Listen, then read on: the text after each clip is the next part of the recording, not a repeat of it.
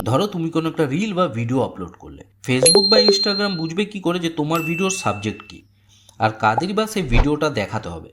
ব্যাপারটা একটু সরল করে বলি। ইউটিউবে যেরকম সার্চ বার আছে, তুমি তোমার পছন্দ মতো ভিডিও শর্ট সার্চ করে দেখতে পারো। ফেসবুক বা ইনস্টাগ্রামে সেরকম কোনো সার্চ ফ্যাসিলিটি নেই।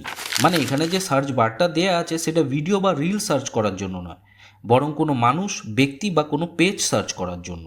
ফেসবুক ইনস্টাগ্রাম বিহেভিয়ার বেসিসে ভিডিও রিল সার্ভ করে। মানে তোমার যদি খাবারের ভিডিও দেখতে ভালো লাগে, ফেসবুক তোমাকে সেরকম সব ভিডিও দেখাবে যেখানে খাবার বা রান্না এসব টপিক আছে। বা তোমার যদি খবর দেখতে ভালো লাগে, ফেসবুক তোমাকে সেসব পেজ ভিডিও রেকমেন্ড করবে যেখানে নিউজ ভিডিও আছে। আর ফেসবুককে এটা বুঝতে সাহায্য করে হ্যাশট্যাগ। কোনো ভিডিওর টাইটেলের নিচে যে হ্যাশট্যাগুলো দেয়া থাকে সেগুলো ভিডিও রিচ, ভিউ বাড়াতে আর সঠিক লোকের কাছে পৌঁছাতে সাহায্য করে।